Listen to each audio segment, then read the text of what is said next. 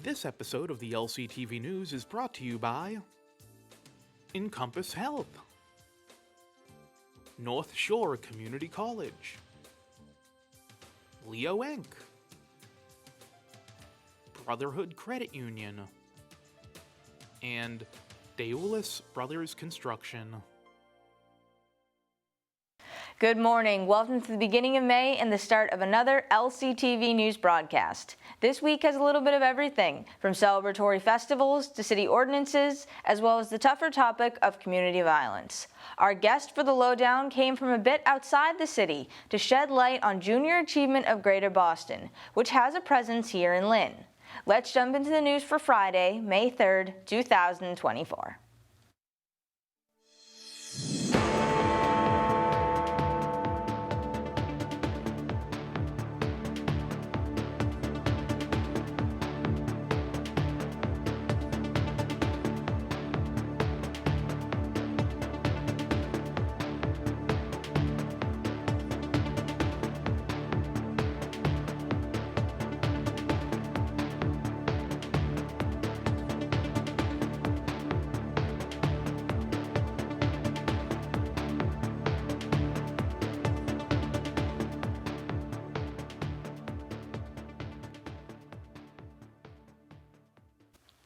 At approximately 10 a.m. on Monday, April 29th, a student stabbed the vice principal multiple times at KIPP Academy High School. The 18-year-old suspect, Larnell Jean Eustache of Chelsea, left the premise before police arrived, but was apprehended and placed under arrest after a short foot pursuit outside the school.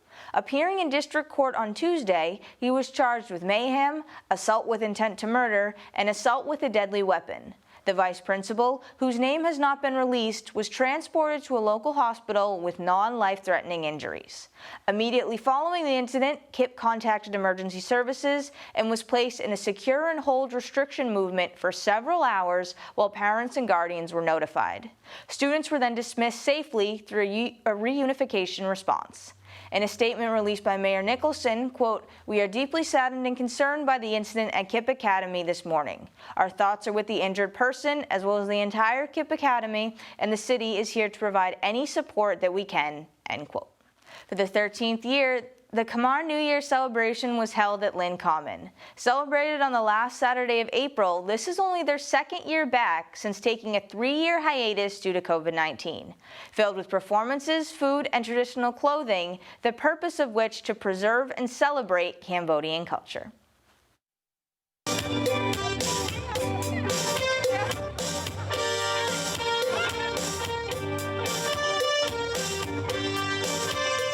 On behalf of the Cambodian New Year Committee, and on behalf of Karana, I want to wish everyone a happy New Year. And I know the New Year starts from the 13th, 14th, 15th, 3 days New Year, but we celebrate the last day of the last Saturday of the month because of people have different things to do, and plus the weather. And I'm so proud on behalf of the Cambodian community. I'm very proud, also proud of being a Cambodian. So we do this every year because we want to preserve the culture, wonderful culture of Cambodian, and many people seem to be very happy, and so I'm just very happy. It seems like people are having a wonderful time, and so we have so many performances, so many dances, and many things like food. We have so many resources that people can enjoy, can look around. Now traditional games going on, and tug of war, and strong strong krama. Like it's part of a traditional Cambodian traditional. So people do a wonderful job, and I'm very pleased for the outcome for today. And we want to thank the police, want to thank the fire department, the DPW, the ECID, ISD. So they help us so much, and because of their participate, because of their help. So really, this event is very successful. Thank you so much. Really, I really thank you, and again, Happy New Year. Boxing took over the Boys and Girls Club of Lynn for the King of the Ring tournament the last 2 weekends in April. Featuring boxers from around the United States and across the sea, all their training and determination was put to the test in search of a belt.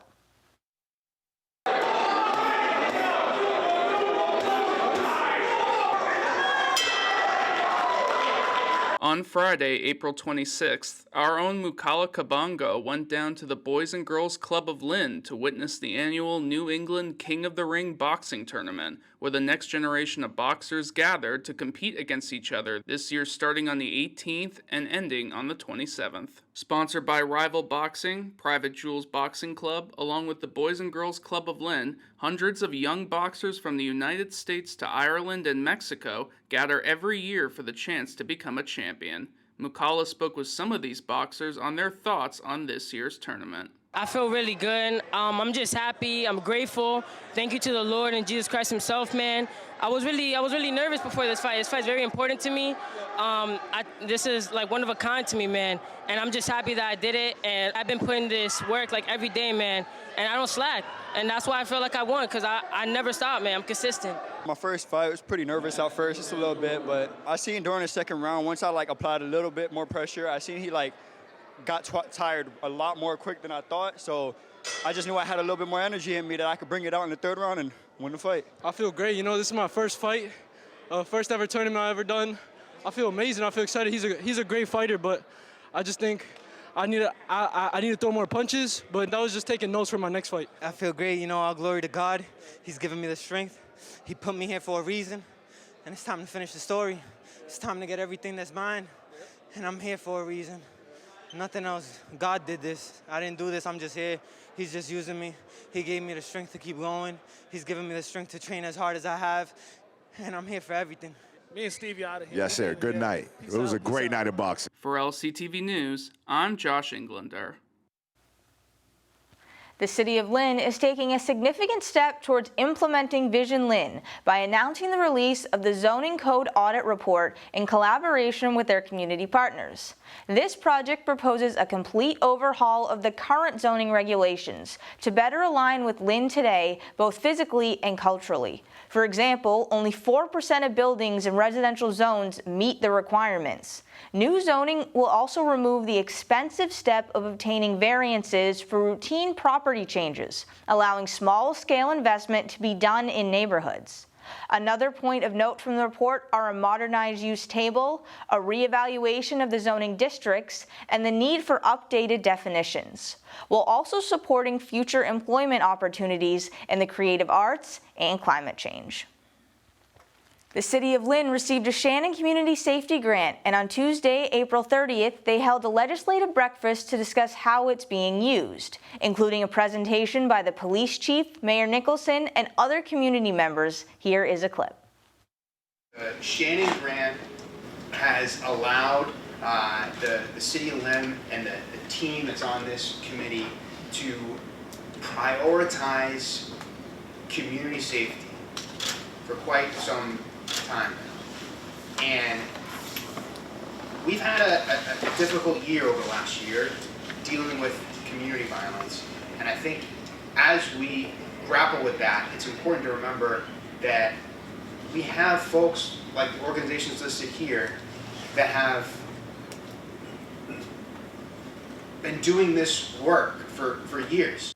To see the full presentation, go to lyntv.org. This past week, the North Shore Latino Business Association graduated their Business of Hard Knocks first cohort. 9 individuals earned their certification upon completion of the class. Business of Hard Knocks is a comprehensive program which relies on individualized coaching and business seminars to help participants navigate topics such as networking, marketing, capital acquisition, and financial management. Graduates of this class are involved in business ventures ranging from daycare to decorations and paint. This past Tuesday, members of the community, elected officials, and Lynn United for Change gathered to support a group of residents facing staggering rent increases and eviction. According to a press release by Lynn United for Change, Marblehead-based corporate landlords bought 2 buildings on Western Ave and Mall Street and attempted to impose rent increases of $700 to $900 per month for tenants. Faced with eviction, a dozen residents formed a union. According to them, landlords walked out of meetings after the union proposed multi-year rental agreements with manageable rent increases and have now served no-cause evictions, instead of working to find a mutually acceptable solution. Like I told you at the beginning, I'm a cook. I'm a regular cook. I'm a hard worker like the rest of the people in this building. I can't pay $900 increase. Y al mudarme sería muy difícil para mí. One of the reasons why I would like to stay here with my family is because this is my daughter. I have 2 other daughters, and they go to school here. They have the doctors here. They have the pharmacy here. They have the supermarket here. They had everything they need. They've been stable for 9 years here. May Day, or International Workers' Day, has been celebrated since the 1800s as a way for workers to fight for demands such as shorter workdays, equal pay, and other global issues. Since 2006, Lynn has held a march and rally every year, this time focused on democracy, a Gaza ceasefire, affordable housing, and education for all, to name a few. Here's more from the event. Housing is a human right! Housing is a human right! Housing is a human right! May Day, or International Workers' Day, started all the way back in 1886. Back in 1886, they were fighting for the 8-hour day. Both some workers and some police were killed. 4 leaders of the unions were hung, even though it was proved later they had no evidence against these 4 men. They became martyrs. It was an International Workers' Day. It became celebrated for workers and communities, working class people, ever since then. In 2006, some immigrant workers, Maria Carrasco is here and others, kind of started it again. And they again rejuvenated May Day, and we've kept it going ever since.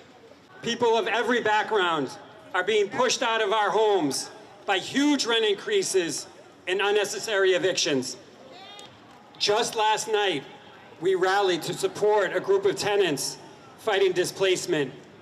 Their corporate landlord demanded increases in rent of $650 per month and up. In that case, Lynn United for Change organized the tenant union in the building. And those tenants will keep fighting to stay in their homes.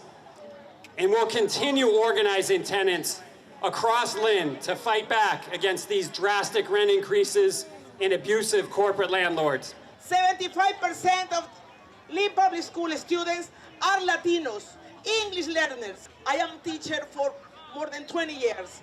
And always when I have parent-teacher conferences, parents, that they say, the problem with me is I don't speak English. I can't talk to my kids' teachers. I can't help my kid to do homework. And we always say we don't care who you worship or how you worship. We don't care if you're union or non-union. We don't care the color of your skin. We don't care the language you speak.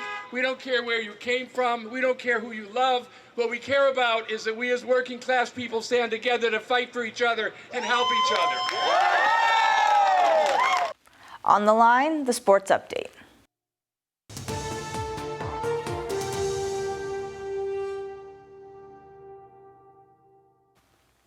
The St. Mary's baseball team continues their impressive run, remaining undefeated at 10-0 after beating Arlington Catholic 9-0 on the road, Masco 1-0 at home, then Arlington again 2-0.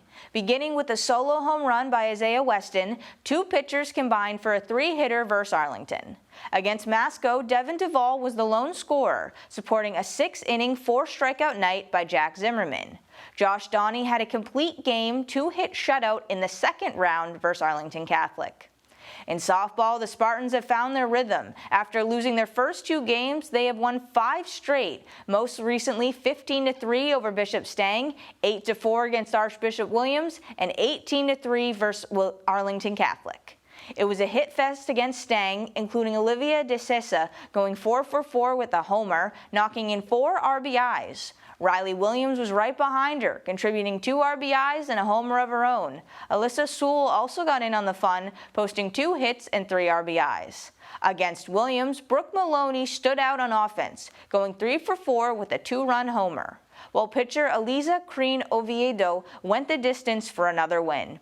It only took 5 innings for the Spartans to mercy rule Arlington. Michaela Walker and Roma Braid each got a homer in the contest. Rams baseball and softball lost to Medford. The boys had a tight contest 8-7. On the opposite side, their softball team was trampled 10-2 by one of the strongest teams in the area. The boys came back with style, dominating Everett under the lights 15-1. Almani Gerardo got it done on the mound, giving up 1 earned run in 4 innings of work, with 2 knocks, an RBI, and 3 runs scored on offense.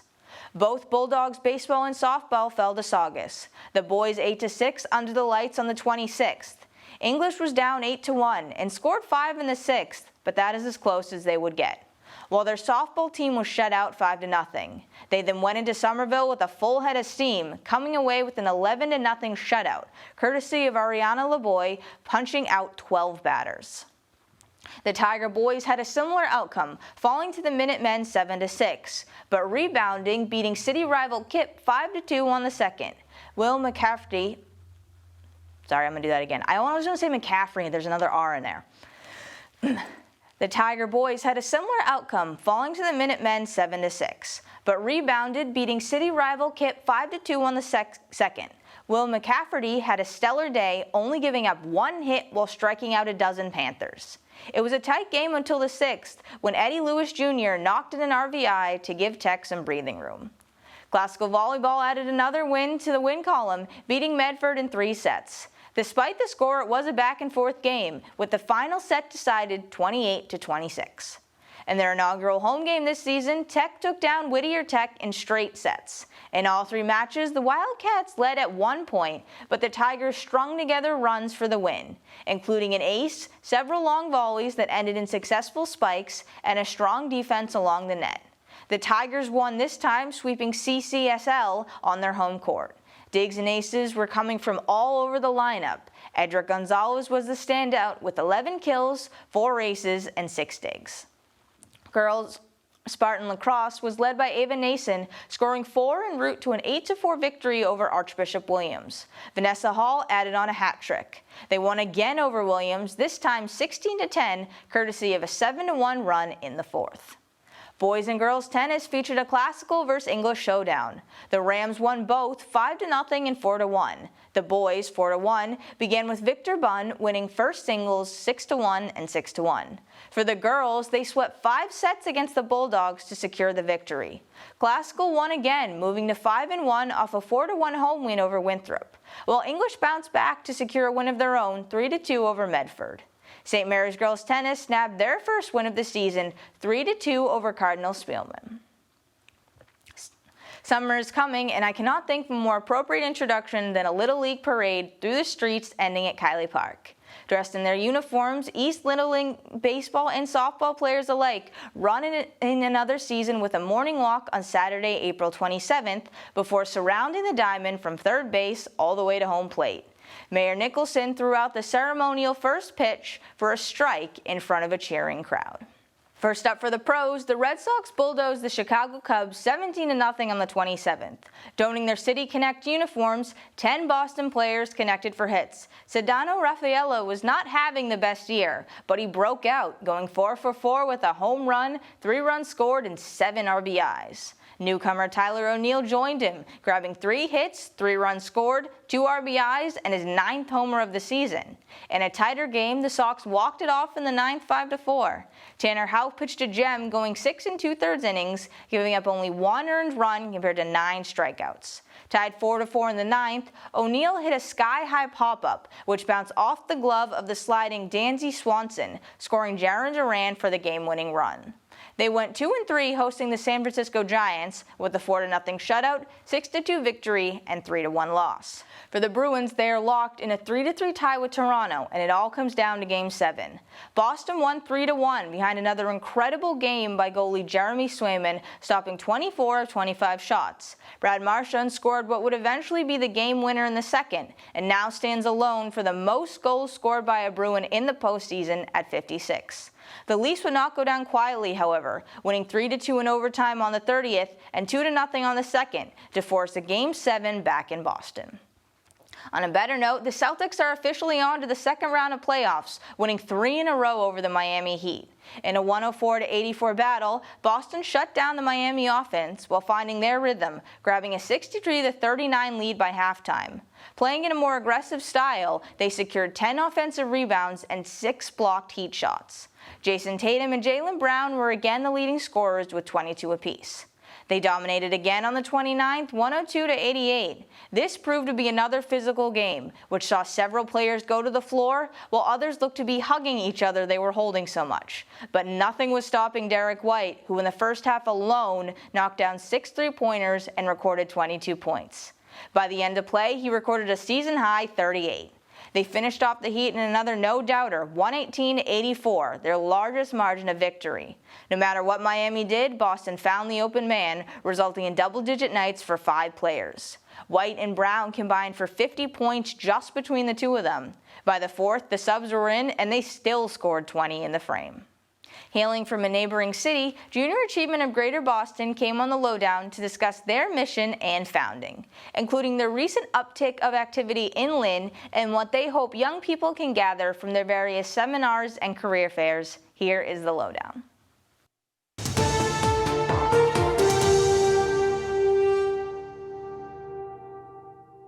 Good morning and welcome to the Lynn Lowdown. I'm Dani Vittori, and today we have on the President and CEO of Junior Achievement of Greater Boston. Thank you for coming on the show this morning. Thank you for having me. Would you mind just introducing yourself a little bit and talking about how long you've been the CEO? Yeah, my name is Radhames Nova, and I've been the CEO of Junior Achievement of Greater Boston for close to 8 years now. Great. So for anyone who maybe isn't familiar with the program, you do have a presence in Lynn, but for people who may not know that much about you, what's your main purpose, goal? Yeah, Junior Achievement is a nonprofit organization that was founded over 100 years ago in Springfield, Massachusetts, and has now grown to serve young people across the United States and about 100 countries globally. The mission of Junior Achievement is to inspire and prepare young people to succeed in a global economy. And we do that by exposing young people to realistic, experiential experiences that supplement their academics. Some of those experiences expose them to the idea of entrepreneurship and starting a business. Others are focused on personal finance and how you manage your finances. And one that has become more and more important is work readiness. How do you determine a career for the future? How do you get ready for yourself and your family to do well moving forward in your career? And you currently serve here, the local Chapter 9 communities. And why has Lynn become such a focus? Yeah, Lynn is one of our 9 impact communities because a few years ago we realized that if we're going to make the impact that we want to make, we cannot try to serve every community that's assigned to us by the national organization. We serve about half of Massachusetts and the whole state of New Hampshire. So with a small staff, we decided to really become more intentional and focus on communities where there's the biggest impact, where we can help young people really find their success through our programming and our curriculum. So Lynn is one of those 9 communities. The others are Boston and a number of other gateway cities in Greater Boston, but we really just want to become more intentional and try to amplify our impact in those communities. And one thing I'm curious about, too, you mentioned some of the programs, communities. You start with the kids as early as elementary school, go up to high school. Why start so young? Well, we have traditionally been K-12 serving, and we have started young for the idea of planting seeds early, especially in communities like Lynn, where young people perhaps may not be hearing about personal finance or careers at home. But actually, our chapter of Junior Achievement, part of our shift has been to more towards a middle school to career pathway, with the idea that if students in middle school are a little bit older, a little bit more prepared to learn about potential careers, about their personal finance. And so we're currently shifting from K to 12 to middle school to career. Okay. And one thing you did recently was this very large career fair, which looked fascinating. Yeah, it's called J Inspire, and so it's basically an opportunity for middle school students from the region to, one, think about themselves and their interests and what they may want to pursue as a career in the future, and then it culminates in a very interactive career exploration day at the Heinz Convention Center in Boston, where they will come into the center and meet with about 60 employers from different industries to talk to them, to learn about their industries, their companies, and talk to employees of these companies about how they got to where they are, what they do for a living, and it's done in a fun, engaging, interactive way so that the students can hopefully be inspired to identify a potential career for the future. It did. It definitely looked like it. It looked like one student was even wearing VR headset, so it did. It looked very interactive and very cool. Yeah, we ask our exhibitors to make sure that they demonstrate their business rather than tell the students through a piece of paper or a flyer, because at that age in middle school, students will remember more and experience than they will a flyer or a message about their company. And so our exhibitors have really come in with a lot of fun, engaging activities that demonstrate their business and their industry. And one of the things that you mentioned too, you're engaging middle school, high school students. A big piece of that is also engaging the educators, getting them involved. And how do you work with them? Well, we do most of our programming through the school districts in these communities. We work with central office usually to make sure the superintendent and their staff understands the value we bring to the students. And then we work with the teachers and the principals at schools to actually incorporate junior achievement curriculum into the school day so that students are experiencing our programming during the school day, as well as taking on some of those experiential learning opportunities to come out of school, out of the classroom, and learn by doing, like J Inspire. We also just recently hosted a JA Stock Market Challenge where high school students learned what the stock market is, why do we invest our retirement accounts for the future. And they actually had a chance not only to learn in content, but they actually went to Boston and participated in a simulation where they had to buy and sell stocks to try to grow their portfolio.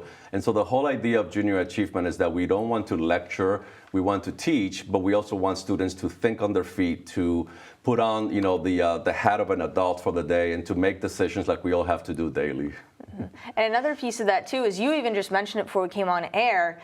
High school students got the chance to start their own business, and they're going to be pitching it actually. Right. Actually, later this afternoon, we have our regional pitch competition. So for over 100 years, Junior Achievement has been teaching high school students how to launch and operate their own startup businesses.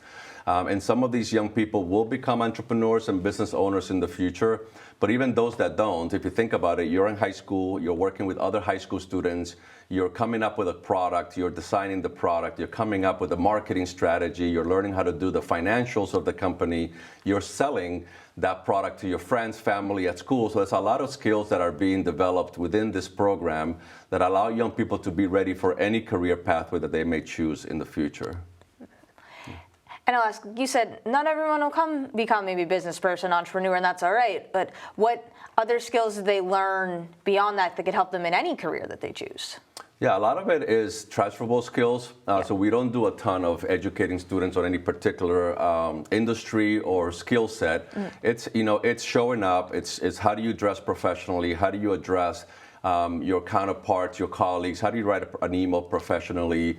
A lot of the things that we can use in any industry. The idea is to help these young people become well-rounded. They're already getting the academics training at school. What we're trying to do is to get them ready for life through these experiential learning opportunities that expose them to real-world challenges that they have to solve for themselves. Like I said, they almost become an adult for that day because they're taking on challenges that adults take on all the time.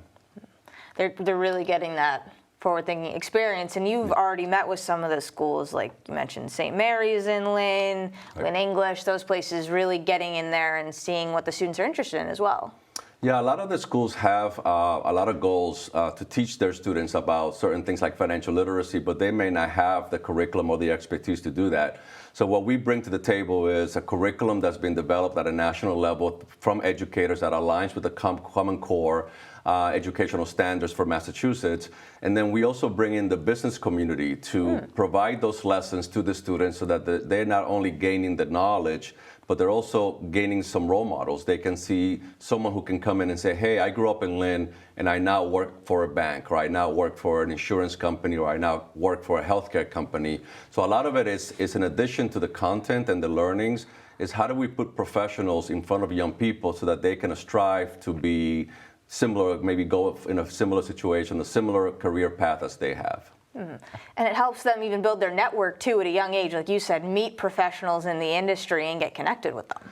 It is, and actually one of our newest initiatives is we've started recently to support our alumni. So these are young people who participated in junior achievement throughout high school. They graduate high school, they go off to college or whatever they decide to do. And we're actually starting to place them in paid internships at great companies. And some of those internships are leading to full-time jobs. And so we've actually had a student from Lynn who got a full-time summer paid internship at a company called Voya Financial through junior achievement, and is able to earn income over the summer, but also more importantly, gain experiences that can allow that student to realize, do I want to be in this industry, or do I want to maybe think about a different industry? So we're now moving towards placing more and more of our alumni in career opportunities to connect them to our network. Which is another huge piece of it too. They get an idea of, is this something I'd be interested in doing at an even younger age, so that they're not just, like you said, going to college or a trade and then deciding later on, oh no, wait, I want to switch. Right. Yeah. There's three kind of buckets of economic mobility that we're focused on. One is exposure, right? So I mentioned J-Inspire. We're exposing these young people to different careers. The next one is exploration. In high school, they explore different opportunities like the stock market challenge. They participate in our company program. They can start a business. And then as they're getting a little bit older is the experience. Can we help them gain that first career experience, whether it's an internship or an entry-level job, that can lead to a great career for themselves. Hopefully they earn better income and they can bring it back to their families, their communities. So those are the three kind of building blocks of economic mobility that Junior Achievement of Greater Boston is really trying to bring to Lynn and to the other communities that we've selected as our impact communities in the region. Definitely. And I have to wrap up in a moment, but one of the things you mentioned was volunteers. You rely so heavily on them. So how would people get involved if they were interested? Yeah, that's a great question. A lot of our programs are delivered by corporate volunteers, so we have great relationships with local employers or regional employers that may have a presence or an interest in Lynn. They can reach out to us either directly through their company, or if you, as an individual, you want to volunteer, you can reach out to Junior Achievement on our website. And we always have opportunities in Lynn and surrounding areas for volunteering. The other call to action would be to the educators in Lynn. If you are interested in bringing Junior Achievement to your schools, we are happy to come in. We're eager to serve your students, and there's no cost to you, to the students, to the school. We raise our own funds from private investors to bring you these programs to your students at no cost. Which is, it all sounds so fantastic and amazing. And as I said, is there anything else that you wanted to mention before I need to wrap up? No, just thank you for the opportunity. I want to thank the community of Lynn for welcoming Junior Achievement here. We know that we can help the young people from the city hopefully have a brighter future by partnering with you and supplementing their academics with our key career readiness programming, entrepreneurship, personal finance experiences. So we look forward to continuing to partner and seeing more young people from Lynn, rise to the top and do better for themselves.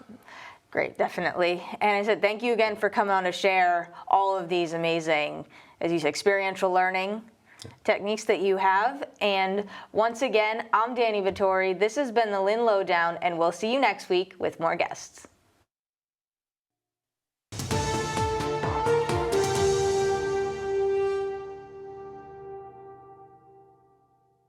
Now the community calendar.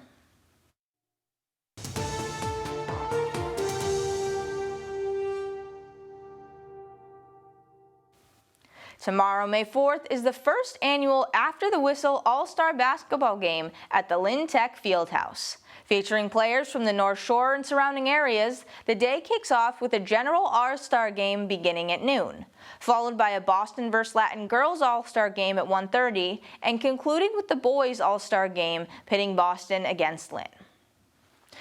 After years of work, the Grand Army of the Republic is holding a revitalization project groundbreaking ceremony next Monday, May 6th at 10:30 a.m. Funded by ARPA, the Community Development Department, and Friends of the GAR, this project makes the museum ADA compliant by installing a new elevator and accessible bathrooms. The ceremony will include remarks from officials and a live performance by Sons of Union veterans. The City of Lynn is holding a wellness fair next Tuesday the 7th from 1 to 5 p.m. in the City Hall foyer. Put on as a way to bring together individuals and organizations dedicated to promoting health and well-being. There will be a variety of businesses and organizations in attendance, including the Democus YMCA, LHANS, Massachusetts Senior Action Council, and LCHC. That is the final inning for this week's news, but you can stay up to date by watching this and all videos posted on our YouTube channel, Lynn Community Television. For a mix of videos, press releases, and our complete community calendar, go to lyntv.org. And follow us on social media at Lynn Community Television for updates and press releases. I'm Dani Vittori, this has been the LCTV News, and we will see you next week. This episode of the LCTV News is brought to you by Encompass Health, North Shore Community College, Leo Inc., Brotherhood Credit Union, and Daoulas Brothers Construction.